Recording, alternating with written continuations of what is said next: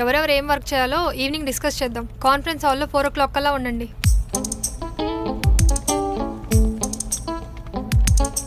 అంత సీనియర్ లేదురా అక్కడ. ఏదో కంపెనీ మొత్తం నేనే సీఈఓ అన్నట్టు బిల్డప్ తప్ప అసలు ఏం రాదు తనకి. ఆఫీసులో ఎవరైనా చెప్పు తెగిపోద్ది మళ్ళీ. అన్నయ్య నీకొచ్చిన వర్క్ కూడా రాదమ్మా తనకి, మొత్తం నేనే నేర్పాను. ఈ రోజు అలా నిలబడిందంటే మనం పెట్టిన భిక్ష అది. రాజా గారు స్లిప్పులు పెట్టి పాస్ అయిన బ్యాచ్ వచ్చి మనకు బిల్డప్ ఎత్తుంది. ఓ అవునా? మొత్తం వినేసిందా? చెప్పాలి కదా మీరేనా. అసలు నిన్ను ప్రాజెక్ట్లో పెట్టాడు చూడు, ఆ జేసీ అనాలి.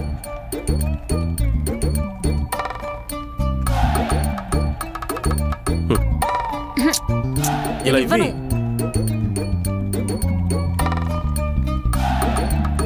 ఏంటి నీకు అసిస్టెంటా?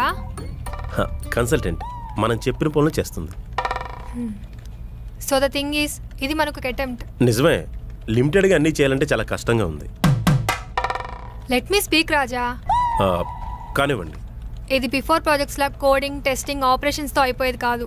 ఇందులో క్రియేటివ్ పార్ట్ ఉండాలి. రీల్స్ కానీ చేస్తారండి ఇప్పుడు?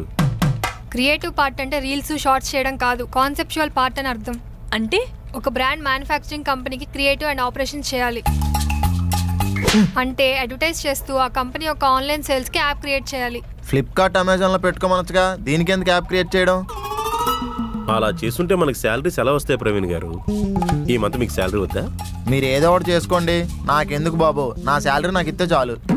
ముందు చూపు లేదండి కుర్రోడికి. మనకు వచ్చిన బ్రాండ్ ఫర్నిచర్ మీద, దాని మీద క్రియేటివ్గా కాన్సెప్ట్ డిజైన్ చేసి దాన్ని వీడియో షూట్ చేసి వాళ్ళకి ప్రజెంట్ చేయాలి. ఆ వీడియోస్తో పాటు మనం క్రియేట్ చేసిన ఆన్లైన్ అప్లికేషన్ యాప్ని కూడా ప్రమోట్ చేయాలి.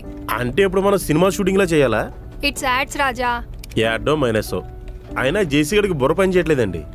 సాఫ్ట్వేర్ కంపెనీలో ఈ యాడ్స్ ఏంటి? నీకు నచ్చకపోతే నువ్వు వెళ్ళిపోవచ్చు.